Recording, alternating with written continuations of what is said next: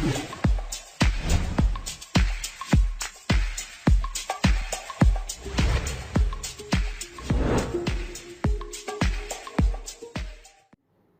students, it's Chemistry Time Learning Platform. Hi, I am Monica and today we will discuss our topic that is your lengthenoid contraction. देखिए students, we have already discussed about the lengthenoid series. देखिए students, हमने lengthenoid elements के बारे में पढ़ लिया था कि कौन कौन से हैं जो lengthenoid elements होते हैं. देखिए स्टूडेंट्स, आपके लेंथेनॉइड जो एलिमेंट्स होते हैं वो होते हैं आपके सीरियम टू ल्यूटेशियम. हमने ऑलरेडी डिस्कस कर लिया था, है ना.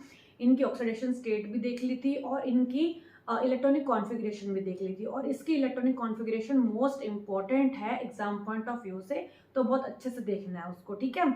और आज हम स्टडी करने वाले हैं अपना लेंथेनॉइड कॉन्ट्रैक्शन के बारे में. जो लेंथेनॉइड कॉन्ट्रैक्शन है बहुत ही ईजी स्टेटमेंट है, लेकिन उसको हम बहुत अच्छे तरीके से और ईजी तरीके से समझने की कोशिश करेंगे, ठीक है. तो चलिए स्टार्ट करते हैं. Today we will start our topic that is your lanthanoid contraction.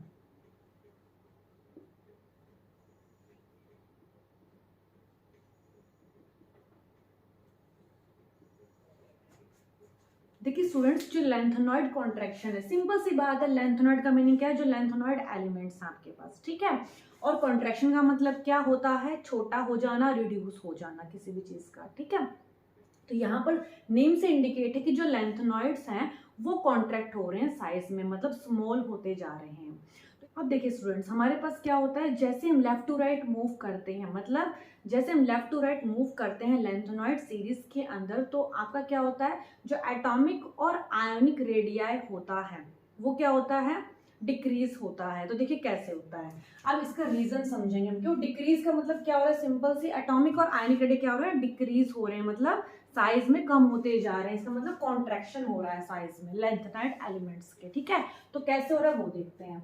अब देखो, जैसे मेरे पास कौन कौन से एलिमेंट्स थे, सीरियम,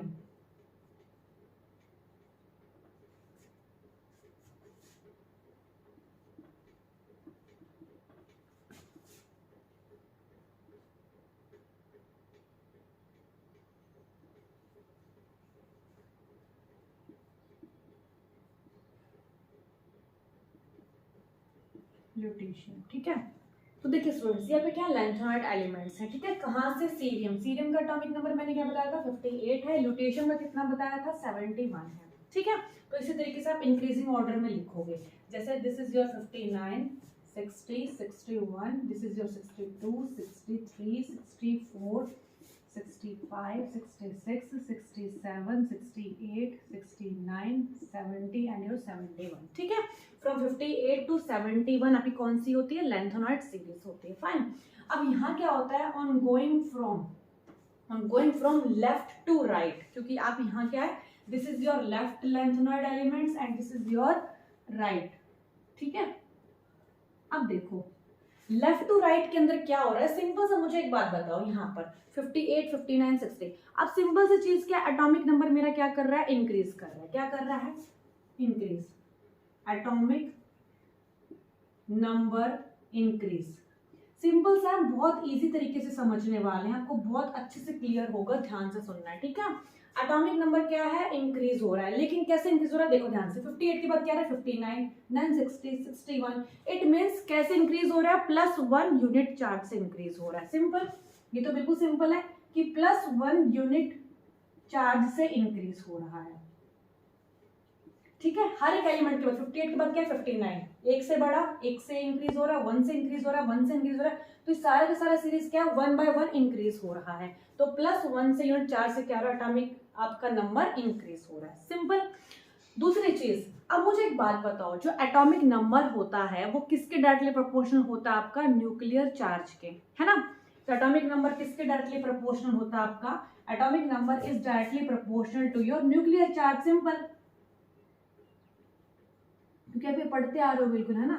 तो इसका मतलब मैं इनडायरेक्टली ये बोल सकती हूँ कि जो न्यूक्लियर चार्ज है मेरा वो +1 यूनिट से इंक्रीज कर रहा है हर एक एलिमेंट के बाद, ठीक है। एक एलिमेंट के बाद जो दूसरा एलिमेंट आ रहा है वो +1 यूनिट चार्ज से इंक्रीज कर रहा है, मतलब एटॉमिक नंबर बढ़ रहा है, तो सिंपल सी बात है न्यूक्लियर चार्ज बढ़ रहा है, ठीक है। और न्यूक्लियर चार्ज का मतलब क्या हो रहा है, जो न्यूक्लियस के अंदर चार्ज है वो इंक्रीज कर रहा है, मतलब न्यूक्लियस के अंदर जो नंबर ऑफ प्रोटॉन्स होते हैं वो इंक्रीज कर रहे हैं, सिंपल। तो मैं इसको डायरेक्टली प्रोपोर्शनल क्या लिख सकती हूँ, number of protons in nucleus increases, simple, क्योंकि न्यूक्लियर चार्ज का मतलब यही है, न्यूक्लियस इंक्रीजेस।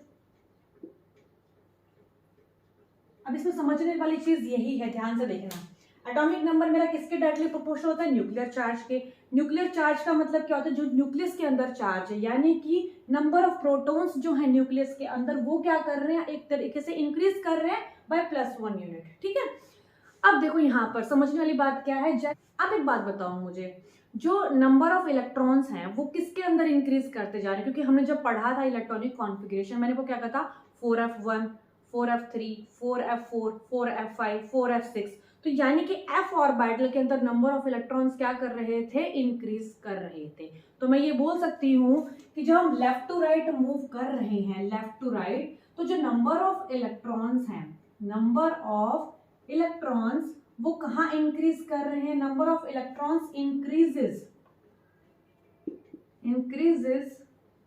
इन 4f ऑर्बिटल। ये तो मैंने अभी देखा था इसके अंदर जब हमने इलेक्ट्रॉनिक कॉन्फ़िगरेशन लिखी थी, है ना, मतलब जो नंबर ऑफ इलेक्ट्रॉन्स हैं वो 4f ऑर्बिटल के अंदर इंक्रीज करते जा रहे हैं आपका। जैसे इसके अंदर अगर आप इंक्रीज करोगे तो किसके अंदर जा रहा है, f ऑर्बिटल, फिर इसके अंदर भी f ऑर्बिटल, क्योंकि हमने इलेक्ट्रॉनिक कॉन्फ़िगरेशन लिखी थी ना, इसका क्या था 4f1, इसकी क्या था, हमने 2 8 को तो हटा दिया था वहां से, 4f3 4f4 4f5, तो यानी कि मैं एक तरीके से क्या कह रही हूँ कि जो नंबर ऑफ इलेक्ट्रॉन्स है वो कहाँ इंक्रीज हो रहे हैं, 4f ऑर्बिटल के अंदर इंक्रीज हो रहे हैं, ठीक है। अब मुझे पता है नंबर ऑफ इलेक्ट्रॉन्स इंक्रीज करते हैं तो नंबर ऑफ प्रोटॉन्स भी बढ़ रहे हैं एक साथ साथ, है ना, क्योंकि एटॉमिक नंबर बढ़ रहा है, तो ये भी इंक्रीज हो रहा है, ये भी इंक्रीज हो रहा है, इंक्रीज तो दोनों हो रहे हैं। ये चीज समझ आई कि यहाँ तक क्या था, सिर्फ मेरे पास एटॉमिक नंबर बढ़ रहा है तो ऑब्वियसली न्यूक्लियर चार्ज बढ़ेगा, number of protons in the nucleus increases, simple first point. Second point क्या था, जो हमेशा होता है, मतलब ये जनरली होता ही होता है, क्योंकि आपका एटॉमिक नंबर लेफ्ट राइट हमेशा इंक्रीज करते हैं पीरियोडिक टेबल में, ठीक है। नेक्स्ट क्या था, number of electrons increase in 4f orbital, number of electrons भी बढ़ते हैं, लेकिन यहाँ मेंशन क्या किया गया है, 4f ऑर्बिटल के अंदर इंक्रीज कर रहे हैं। अब मुझे एक बात बताओ, जो शील्डिंग इफेक्ट होता है और यू कैन से अ स्क्रीनिंग इफेक्ट, वो क्या होता है, सबसे ज्यादा स्क्रीनिंग इफेक्ट होता है S का, देन P का, देन D का, देन F का, ठीक। तो स्क्रीनिंग इफेक्ट या फिर शील्डिंग इफेक्ट मतलब स्क्रीन करने की पावर आउटर इलेक्ट्रॉन्स को न्यूक्लियस से, वो किसकी सबसे ज्यादा होती है, S ऑर्बिटल की, फिर P की, फिर D की, फिर F की, ठीक है। मैं यहाँ पे आपको शील्डिंग इफेक्ट नहीं समझा रही हूँ, मैं सिंपल ये कहना चाहती हूँ कि आपको स्क्रीनिंग इफेक्ट ऑलरेडी, मैं ये मान के चल रही हूँ कि आपको स्क्रीनिंग इफेक्ट का मतलब पता होगा, ठीक है। तो यानी कि ये 4f ऑर्बिटल क्या है, इसका क्या है, लार्ज साइज। अब देखो यहाँ पर जो 4f ऑर्बिटल है इसका क्या है, लार्ज साइज है, मुझे पता है इस चीज का, क्योंकि मैंने कहा था ना कि डिफ्यूज्ड ऑर्बिटल होते हैं। जब हमने याद आपको डिफ्यूजन प्रिंसिपल मैंने आपको पढ़ाया था, जब से मेरी प्रीवियस वीडियो देख लेना, वहां पे लिखा हुआ डिफ्यूजन प्रिंसिपल के बारे में, तो वहां मैंने क्लियर कट समझाया था आपको कि जो आपके पास डिफ्यूज्ड ऑर्बिटल्स होते हैं उसमें इलेक्ट्रॉन डेंसिटी क्या होती है, लोब के अंदर कम होती है, ठीक है। तो ऑब्वियसली जिसका लार्ज साइज होगा उसका स्क्रीनिंग इफेक्ट कम होता है। तो देखो यहाँ पर सबसे ज्यादा f ऑर्बिटल का साइज क्या है, सबसे बड़ा है यहाँ पे, सबसे छोटा कौन सा, s, फिर p, फिर d, फिर f। अब इसका भी मैंने आपको बताया था डिफ्यूज्ड नेचर होता है इनका, है ना, d ऑर्बिटल का डिफ्यूज्ड नेचर होता है, इलेक्ट्रॉन डेंसिटी जो होती है वो कम होती है डिफ्यूज्ड ऑर्बिटल के अंदर, ठीक है, जिसको हमने डिफ्यूज्ड ऑर्बिटल कहा था, डिफ्यूजन प्रिंसिपल में समझा था हमने। अब जो f ऑर्बिटल है उसका लार्ज साइज है, ऑब्वियसली उसकी शेप तो d ऑर्बिटल से भी लार्ज होगी। अब डिफ्यूज्ड है, इसका मतलब क्या होता है कि उसमें इलेक्ट्रॉन डेंसिटी क्या होगी, कम होगी, ठीक है। अब इलेक्ट्रॉन डेंसिटी यानी कि इसमें कम है तो ऑब्वियसली ये कम स्क्रीन यानी कम प्रोटेक्ट कर पाएगा आउटर इलेक्ट्रॉन्स को, किसके टुवर्ड्स, न्यूक्लियस के चार्ज के टुवर्ड्स, ठीक है। अब देखो जैसे मेरे पास ये न्यूक्लियस है, ठीक है, न्यूक्लियस के बाहर ये क्या है, मैंने मान लिया पहला ऑर्बिटल, कुछ भी मान सकते हो, s पे ds, इस तरीके से इंक्रीज होता है। बट मुझे पढ़ना क्या था, 4f के बारे में, जो आपको पहले बता चुकी हूँ। यहाँ क्या था मेरे पास 5d, यहाँ क्या था मेरे पास 6s, ये मैंने आपको प्रीवियस लेक्चर में समझाया था, ठीक है। तो जो मेरे पास 4f ऑर्बिटल्स होते हैं, मुझे एक बात बताओ, लार्ज साइज है, डिफ्यूज शेप है, दूसरी बात इसका स्क्रीनिंग इफेक्ट और यू कैन से शील्डिंग इफेक्ट क्या है, सबसे कम है। मतलब ये अब ये इसका शील्डिंग इफेक्ट सबसे कम है, इसका मतलब क्या है कि ये क्या है, जो आउटर इलेक्ट्रॉन्स होंगे 5d या फिर 6x में तो आपका हमेशा 2 था, ठीक है, यहाँ 0 से 1 था, तो यानी कि जो ये इलेक्ट्रॉन्स होंगे इसका जो स्क्रीनिंग इफेक्ट है वो क्या है, पुअर है, या फिर इम्परफेक्ट शील्डिंग बोलते हैं हम इसको। इसके इम्परफेक्ट शील्डिंग होने की वजह से क्या होगा, शील्ड नहीं कर पाएगा, मतलब प्रोटेक्ट नहीं कर पाएगा इन आउटर इलेक्ट्रॉन्स को इसके न्यूक्लियर चार्ज से। समझ आया? तो जितना ज्यादा पुअर शील्डिंग इफेक्ट होगा उतना ही इनको प्रोटेक्ट नहीं कर पाएगा, और प्रोटेक्ट नहीं कर पाएगा तो क्या होगा, ये क्या होगा, कॉन्ट्रैक्ट होते जाएंगे, मतलब पास आते जाएंगे न्यूक्लियस के। अब ऐसा क्यों, देखो due to the poor shielding effect, क्योंकि देखो मैंने ऐसा क्यों कहा, क्योंकि मेरे पास न्यूक्लियर चार्ज भी बढ़ रहा है, स्क्रीनिंग इफेक्ट भी बढ़ रहा है। लेकिन एक बात बताओ, जब दोनों चीजें बढ़ रही हैं, न्यूक्लियर चार्ज बढ़ रहा है, अब न्यूक्लियर चार्ज कहाँ बढ़ रहा है, यहाँ पर बढ़ रहा है, कहाँ, न्यूक्लियस के अंदर, क्योंकि नंबर ऑफ प्रोटॉन्स बढ़ रहे हैं, एटॉमिक नंबर बढ़ रहा है। अब देखो यहाँ पर क्या है ना, इस न्यूक्लियस के अंदर प्रोटॉन का नंबर क्या कर रहा है, इंक्रीज। अगर प्रोटॉन का नंबर छोटे से रीजन में इंक्रीज कर रहा है, इसका मतलब क्या है, वो बहुत अच्छे से पुल करेगा किसको, आउटर इलेक्ट्रॉन्स को। लेकिन यहाँ पर क्या है, इसका साइज इतना बड़ा है 4f ऑर्बिटल का कि ये प्रोटेक्ट नहीं कर पाता इन आउटर इलेक्ट्रॉन्स को, मतलब स्क्रीन नहीं कर पाता, किससे, इस न्यूक्लियर चार्ज से, क्योंकि ये भी तो बढ़ रहा है छोटे से रीजन में, है ना। तो इसका मतलब क्या है, ये इसकी तरफ अट्रैक्ट होना स्टार्ट कर देंगे, कौन से, 5d और 6s के इलेक्ट्रॉन्स ज्यादा पुल होंगे किसकी तरफ, न्यूक्लियर चार्ज की तरफ, और यू कैन से towards the nucleus because of the poor shielding effect of f orbitals. ठीक है, अब इसको क्या लिखोगे, इसका क्या है, poor shielding effect, poor shielding effect. इसको मैथमेटिकली भी समझा जा सकता है, जैसे मैं आपको बताऊं, यहां देखो ध्यान से, मुझे ये पता है कि जो z इफेक्टिव होता है, z इफेक्टिव क्या होता है, z माइनस स्क्रीनिंग कांस्टेंट। अब मुझे एक बताओ, आप क्या बोलोगे यहाँ पर कि z एटॉमिक नंबर क्या होता है, z, ठीक है, एटॉमिक नंबर और यू कैन से न्यूक्लियर चार्ज, तो z क्या हो रहा है, बढ़ रहा है, z क्या कर रहा है मेरे, इंक्रीज कर रहा है बाय +1। माँ क्या है, स्क्रीनिंग कांस्टेंट, ये हर एक ऑर्बिटल के लिए अलग अलग वैल्यूज देता है, ठीक है, और f के लिए तो ये बहुत कम होता है, क्योंकि मैंने बता दिया स्क्रीनिंग इफेक्ट जो होता है, स्क्रीनिंग कांस्टेंट स्क्रीनिंग इफेक्ट के थ्रू ही हम लोग देखते हैं, ठीक है। अगर f ऑर्बिटल तो उसका स्क्रीनिंग कांस्टेंट क्या होगा, कम होगा, यानी डिक्रीज होगा, तो ऑब्वियसली ये ज्यादा है, माइनस ज्यादा अमाउंट क्या है, मान लेते हैं ये 10 है माइनस, और ये वाली चीज क्या कम है, तो ऑब्वियसली ये वाली चीज क्या होगी, ज्यादा होगी, z इफेक्टिव, क्योंकि देखो माइनस वाली चीज तो कम ही है, ठीक है, और ये चीज बढ़ रही है, z बढ़ रहा है तो z इफेक्टिव बढ़ेगा। अगर सिग्मा बहुत ज्यादा होता है, जैसे s ऑर्बिटल के लिए बहुत ज्यादा होता है, तो उस टाइम z इफेक्टिव रिड्यूस हो जाता, ठीक, मतलब z इफेक्टिव क्या होता है, effective nuclear charge experienced by the outer electrons, ठीक है, बाय द अब यहाँ वैसा क्यों हुआ, इफेक्टिव क्यों देखा, because of the poor shielding effect of this f orbitals, fine. तो इस वजह से क्या है, मुझे बताओ, z इफेक्टिव बढ़ेगा, ऑब्वियसली अगर ये चीज बढ़ रही तो ये अपने टूवर्ड्स क्या करेगी, इनको पुल करेगी इलेक्ट्रॉन्स को, अब जितना ज्यादा पुल करेगी उतना साइज क्या होता जाएगा, कम होता जाएगा, कॉन्ट्रैक्ट होता जाएगा, इसी को हम क्या बोलते हैं, लेंथेनॉइड कॉन्ट्रैक्शन, ठीक है। तो सिंपल सा क्या है, आपको ये दो चीजें बहुत अच्छे से माइंड में रखनी है और इस तरीके से समझाना है पूरा, ठीक है। अब हम इसकी डेफिनेशन को लिखते हैं पूरे अच्छी तरीके से, जो हमने समझा है ना उसी को हम डेफिनेशन में लिखेंगे, fine. Lanthanoid contraction is due to the presence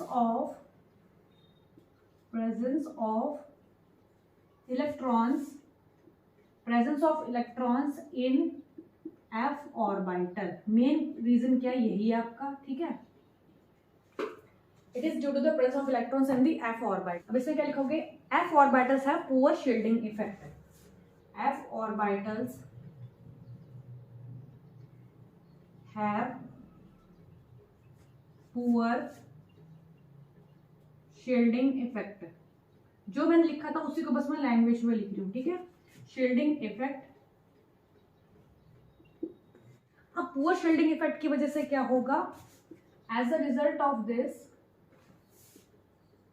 as a result of this the effective nuclear charge यानी कि Z effective nuclear charge or you can say Z effective experienced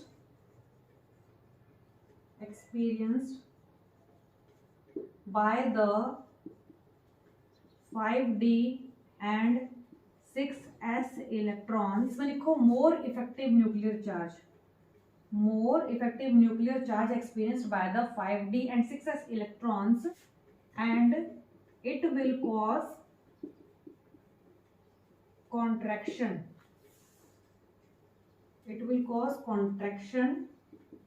In atomic and ionic radii. अब मेरी बात सुनो, यहाँ पे atomic का मतलब क्या होता है? जैसे सिंपल मैंने लेंथेनॉइड लिखा हुआ है, सिंपल लेंथेनॉइड एलिमेंट, ठीक है। जैसे मैंने लिख दिया आपके पास सीरियम, सिंपल एटॉमिक फॉर्म में है। लेकिन अगर मैं इसको आयनिक फॉर्म में कर दिया, दैट इज योर +3, ठीक है। तो चाहे आप ये लिखो, आप चाहे ये लिखो, दोनों के अंदर ही ऐसा होता है। अगर आप इसकी सीरीज बनाओगे ना, Ce+3 Pr+3, जैसे मैंने इसको यहाँ +3 लिख दिया सबको, क्योंकि मुझे पता है मोस्ट कॉमन ऑक्सीडेशन स्टेट सबकी क्या है, +3 है। तो यानी अगर मैं सबकी मैं +3 लिख दूंगी तो उसमें भी सेम कंसेप्ट यूज होगा आपका, ठीक है। तो चाहे एटॉमिक लिखो या फिर आप इसको आयनिक रेडियाई लिखो, आयनिक रेडियाई ऑफ लेंथेनॉइड्स, ठीक है। इसी को हम क्या बोलते हैं, लेंथेनॉइड कॉन्ट्रैक्शन। तो आई होप कोई समझ में चीज आई होगी कि लेंथेनॉइड कॉन्ट्रैक्शन क्या होता है। दो ही चीजें हैं इसके अंदर मेनली, तो न्यूक्लियर चार्ज इंक्रीज कर रहा है, प्लस में दूसरी चीज क्या कर रही है, screening effect. But screening effect poor होने की वजह से ही क्या होता है, Z इफेक्टिव आपका बढ़ जाता है ऑन दी आउटर इलेक्ट्रॉन्स, यानी कि 5d एंड 6d में। और जितना ज्यादा आउटर इलेक्ट्रॉन्स पर जो पुल है न्यूक्लियस का वो ज्यादा होगा, जिसकी वजह से क्या होगा, कॉन्ट्रैक्शन होगा साइज में। सिंपल सी चीज है बिल्कुल, लेंथेनॉइड कॉन्ट्रैक्शन। आप थोड़ा सा इसके कुछ क्वेश्चंस देख लेते हैं कैसे पूछे जाते हैं आपके, ठीक है। अब देखिए स्टूडेंट्स, हम कुछ क्वेश्चंस ट्राई कर लेते हैं लेंथेनॉइड कॉन्ट्रैक्शन के ऊपर, ठीक है। देखिए lanthanoid contraction is caused due to, अब यहाँ देखो क्या क्या स्टेटमेंट्स लिखी हुई है। The same effective nuclear charge from cerium to lutetium, no, same effective nuclear charge, the imperfect shielding on outer electrons by 4f electrons from the nuclear charge, क्योंकि अभी हमने क्या पढ़ा था, इम्परफेक्ट, और you can say poor shielding effect of 4f orbitals on outer electrons. ये लिखा हुआ है ना कि जो मतलब इस स्टेटमेंट का मतलब यही है कि जो 4f इलेक्ट्रॉन्स हैं आपके, ठीक है, उसका क्या है, पुअर शील्डिंग इफेक्ट है, इम्परफेक्ट शील्डिंग है, जिसकी वजह से ये आउटर इलेक्ट्रॉन्स को क्या नहीं कर पाता, शील्ड नहीं कर पाता, ठीक है। तो ये वाली स्टेटमेंट हमारी ट्रू हो जाएगी। नेक्स्ट देख लेते हैं, the appreciable shielding on outer electrons, no, shielding तो मैंने बताया नहीं, इम्परफेक्ट शील्डिंग होती है, पुअर शील्डिंग होती है। तो इसने क्या बोला, एप्रिशिएबल, मतलब शील्ड कर पाता है इजिली, बट शील्ड नहीं कर पाता। नेक्स्ट देखो, the appreciable shielding on outer, same वही लाइन बोल दी, एप्रिशिएबल, शील्डिंग तो होती ही नहीं है f ऑर्बिटल्स की, यहाँ पे भी शील्डिंग नहीं हो पाती, जबकि इम्परफेक्ट शील्डिंग होती है किसकी, 4f electrons on the outer electrons, ठीक है। तो your answer is your B. Next देखो, द रेडियस, अब यहाँ देखो लिखा था सेम इफेक्टिव न्यूक्लियर चार्ज, ऐसा नहीं है, सेम कैसे हो सकता है, सीरियम टू ल्यूटेशियम तक, ठीक है। इफेक्टिव न्यूक्लियर चार्ज क्या करता रहता है, इंक्रीज करता है लेफ्ट टू राइट, ठीक है, जिसकी वजह से कॉन्ट्रैक्शन क्या होता है, ज्यादा हो जाता है। अब यहाँ देखो, the radius of lanthanum +3 is 1.06 angstrom, which one of the following given values is closest to the radius of lutetium +3, ठीक है। मैंने क्या कहा था, एटॉमिक और आयनिक रेडियस दोनों के अंदर कॉन्ट्रैक्शन होता है, ठीक है। यहाँ देखो लेंथेनम, अगर आपको इसका आंसर, आपको यहाँ पर साइज नहीं याद करने, देखो ध्यान से, लेंथेनम +3 क्या है, यहाँ पर रेडियस क्या है, 1. अब देखो ये आपके जो क्वेश्चंस है ना, ये आपके दोनों के दोनों नीट में पूछे गए हैं, ठीक है ना। ये भी नीट का क्वेश्चन है and this is also a NEET question, ठीक है। तो सारे इंपॉर्टेंट क्वेश्चंस होते हैं, चाहे आप आईआईटी में आईआईटी कर लो या फिर नीट कर लो, सब क्वेश्चंस इंपॉर्टेंट है। The radius of lanthanum +3 is 1.06 angstrom. अब मुझे क्या पता है कि जो मेरा लेंथेनम है, सबसे पहला क्या है, जो लेंथेनाइड सीरीज में जो ट्रांजिशन, क्योंकि ये ट्रांजिशन मेटल है लेकिन इसको हम लेंथेनाइड्स में काउंट करते हैं ना, तो लेंथेनम से लेकर ल्यूटेशियम तक आपका, मतलब सीरियम से, फिर लेंथेनम के बाद क्या आता है सीरियम, सीरियम से लेकर लास्ट ल्यूटेशियम तक आपका लेंथेनॉइड कॉन्ट्रैक्शन वर्क करता है, ठीक है। तो लेंथेनम का कितना साइज है, यानी कि लेफ्ट हैंड साइड है 1.06 है। अब यहाँ आता है सीरियम +3, इस तरीके से मेरा पूरा यहाँ तक क्या आ जाएगा, ल्यूटेशियम +3, ठीक है। यहाँ से लेके यहाँ तक क्या होता है, लेंथेनॉइड कॉन्ट्रैक्शन, मतलब साइज तो डिक्रीज होगा, तो ऑब्वियसली वैल्यू इससे तो हमेशा कम आएगी, क्यों, डिक्रीज हुआ है, फाइन, क्योंकि ये तो पहला एलिमेंट है, इसके बाद से हमेशा लेंथेनॉइड कॉन्ट्रैक्शन यूज होगा, और जब लेंथेनॉइड कॉन्ट्रैक्शन और इसका मतलब साइज रिड्यूस होगा, इससे जो वैल्यू आएगी ल्यूटेशियम की वो बहुत कम आएगी, क्योंकि लास्ट का एलिमेंट हो गया, तो सबसे कम वैल्यू किसकी आएगी, ल्यूटेशियम की। तो यहाँ देखो, अब इसने बोला है रेडियस क्लोजेस्ट टू ल्यूटेशियम कौन सा है वो बताना है। अब सिंपल सी चीज है, 1.06 है, फाइन, 1.60 तो 1.06 से भी ज्यादा है, तो ये तो नहीं हो सकता क्योंकि साइज डिक्रीज हो रहा है, कॉन्ट्रैक्ट हो रहा है। 1.40 नो, बिकॉज 1.06 से वैल्यू क्या है, ज्यादा, ये भी नहीं हो सकता। 1.06 1.06 सेम है, सेम तो हो ही नहीं सकता क्योंकि साइज डिक्रीज कर रहा है लेफ्ट टू राइट, तो ये भी नहीं हो सकता। तो ऑप्शन कौन सा बचा, ये वाला। तो ये कुछ ना एक थोड़ा सा आपको एक माइंड के साथ आपको थोड़ा वर्क करना पड़ेगा कि यहाँ पर किस तरीके से हम अप्लाई कर सकते हैं। आपको ये वैल्यू नहीं पूछ रही कि आप वैल्यू में कंफ्यूज हो जाओ, आपको सिर्फ ये देखना कि साइज तो डिक्रीज हो रहा है, साइज डिक्रीज हो तो ऑब्वियसली इससे तो वैल्यू कम ही आएगी और बहुत कम आएगी क्योंकि लास्ट एलिमेंट हो गया लेंथेनॉइड कॉन्ट्रैक्शन की वजह से, ठीक है। तो आई होप दोनों क्वेश्चंस क्लियर हुए होंगे। अब एक क्वेश्चन और ट्राई कर लेते हैं जो लेंथेनॉइड कॉन्ट्रैक्शन से पूछा गया है, ठीक है। अब देखिए स्टूडेंट्स, हमारे पास लास्ट क्वेश्चन है लेंथेनॉइड कॉन्ट्रैक्शन का, क्या है देखते हैं। ये आपका नेट में पूछा गया है, ये भी क्वेश्चन, ठीक है। सारे क्वेश्चंस बहुत इंपॉर्टेंट है।